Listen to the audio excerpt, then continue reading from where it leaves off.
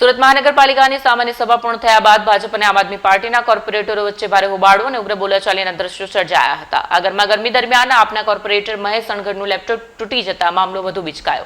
સામાન્ય સભા બાદ સુરત મહાનગરપાલિકાની કચેરીમાં યુદ્ધ જેવો માહોલ જોવા મળ્યો। આમ આદમી પાર્ટી મહિલા કોર્પોરેટર રચના હરિપરાએ ભારતીય જનતા પાર્ટીના કોર્પોરેટરને કહ્યું હતું કે તમારાથી કશું થાય નહીં, ડરપોક છો ડરપોક, ભાગેડું છો ભાગેડું। પહેલા મેયર દક્ષેશ પાવાણી ભાગ્યા, હવે તમે લોકો ભાગો છો, હવે તમને ડર લાગે છે, જવાબ દેવો અઘરો લાગે છે। આ દરમિયાન એક તરફ હાયરી ભાજપ હાયના નારા લાગી રહ્યા હતા તો બીજી બાજુ ભાજપના કોર્પોરેટરો આપ્યા હાય હાયના નારા લગાતા હતા। વિરોધ ચાલી રહ્યો હતો તે દરમિયાન મેયર દક્ષેશ માવાણી પણ બહાર આવ્યા ત્યારે આમ આદમી પાર્ટીના તમામ કોર્પોરેટરે તેમને કહ્યું કે તમને લેપટોપ બતાવ્યું તો તેમાં શું સમસ્યા થઈ ગઈ, તેમાં 5 વર્ષનો લેખાજોખા હતો। આપના તમામ કોર્પોરેટરોએ મેયરને ઘેરી લીધા, જેના કારણે મેયર માર્શલના સુરક્ષા ઘેરા વચ્ચે બહાર નીકળતા નજરે પડ્યા। સુરત મહાનગરપાલિકાની વર્તમાન ટર્મની છેલ્લી સામાન્ય સભામાં એક ઐતિહાસિક નિર્ણય લેતા મનપાના મુખ્યાલય મુગલસરાયનું નામ બદલીને હવે તાપી ભવન અને આસપાસના વિસ્તારનું નામ તાપીપુરા રાખવાની દરખાસ્ત સર્વાનુમતે મંજૂર કરવામાં આવી।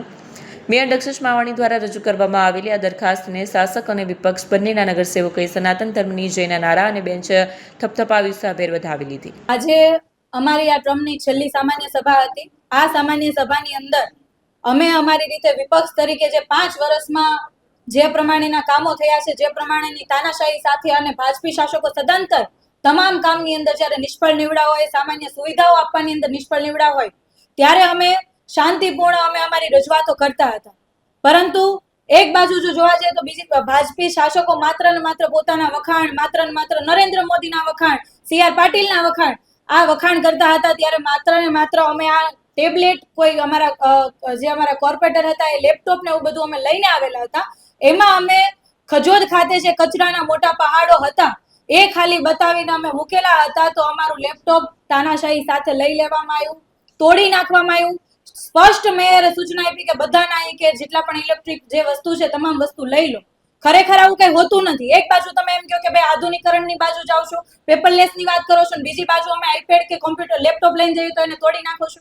આટલાથી અટકતા નથી, એમણે તરત ને તરત સામાન્ય સભા પૂરી કરી દીધી। કેટલા બધા મહત્વના કામો હતા, એ કામો ઉપર ચર્ચા વિચારણા કર્યા વગર જ આ સામાન્ય સભા પૂરી કરી દેવાય। ત્યારબાદ અમે જે અમારા સવાલો હતા કે જે 5 વર્ષમાં તમે કર્યું શું, આ તમામ નિષ્ફળતા પાછળનું કારણ શું, કચરાના પહાડો કેમ એટલા મોટા થઈ ગયા છે, કેમ ખાડીપુર દર વર્ષે આવે છે, કેમ રસ્તાઓ સારા નથી, કેમ પાણી સારું નથી આવતું, આ તમામ મુદ્દાઓને લઈને અમે મેયર ઓફિસની બહાર ગયા કે મેયરશ્રીને મળવું છે। અમને માત્ર જવાબ આપી દે કે 5 વર્ષ દરમિયાન તમે શું કર્યું।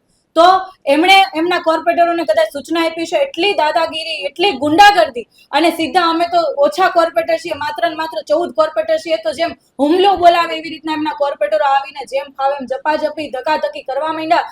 લેપટોપ ખેંચી લે છે, કોઈ આઈપેડ ખેંચી લે છે। આવી ઘટના ખરેખર લોકશાહીની અંદર ખૂબ દુઃખની વાત છે કે જ્યારે એક ચૂંટાયેલા વ્યક્તિને જોઈને હજારો લોકો શીખતા હોય જીવન જીવવાની પ્રક્રિયા, પરંતુ આ ભાજપી શાસકોની અંદર સંસ્કાર નામની કોઈ વસ્તુ જ નથી। કઈ રીતના વિપક્ષ જ્યારે પોતાની વાત રજૂ કરતું હોય કે સવાલ પૂછતું હોય તો એના જવાબ આપવા જોઈએ। શા માટે મેયર ભાગી જાય છે? આના પહેલાની ટ્રમમાં મેયરને પૂછવા ગયા તો એ હેમાલીબેન હતા ત્યારે એ ભાગી ગયા। આના પછી જ્યારે અમે ખજોદ કચરાકાંડ બાબતે જ્યારે દક્ષેશભાઈને પૂછવા ગયા તો એ ભાગી ગયા। અને આજે છેલ્લી સભા હતી તો આ સવાલો સાથે અમે એમની ઓફિસમાં ગયા તો તરત એમણે પાછું ભાગવાવાળી પ્રોસેસ ચાલુ રાખી અને એમના કોર્પોરેટરને સૂચના આપી દીધી, ગુંડાની જેમ તૂટી પડો। આ લોકશાહી છે અને આ લોકશાહીના કારણે આજે સુરત મહાનગરપાલિકાનો 11,000 કરોડનો વહીવટ કે જે કહેવાય ને કે એકદમ પાણીમાં ડૂબી ગયો હોય એવી રીતના બધા કામો મંજૂર થાય છે। માત્ર ને માત્ર આનાથી જનતાને નુકસાન થાય કે જનતા સાથે અન્યાય થાય એવું નહીં, પાલિકાની અંદર કામ કરતા કર્મચારીઓને પણ અન્યાય થાય છે, એમના પગાર ઉપર પણ આ ભાજપી શાસકોએ છેલ્લે તરફ મારી દીધી છે।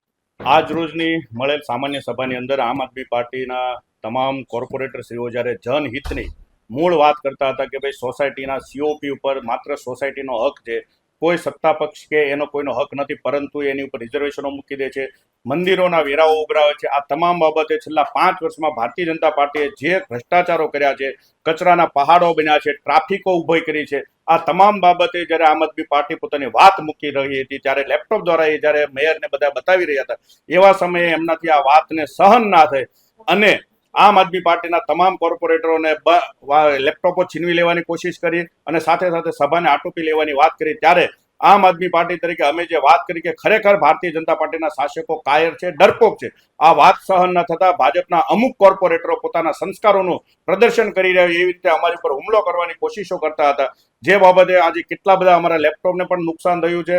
અને આમ આદમી પાર્ટી હર હંમેશમાં જનહિત માટે અડીખમ ઊભી રહે છે. ભારતીય જનતા પાર્ટી ચાહે ગમે એટલા બળ પ્રયોગ કરે, ગમે એટલો અમારી ઉપર તાકવાની કોશિશો કરે, પરંતુ અમે આજે પણ જનહિતની રાજનીતિ માટે અડગ ઊભા છીએ.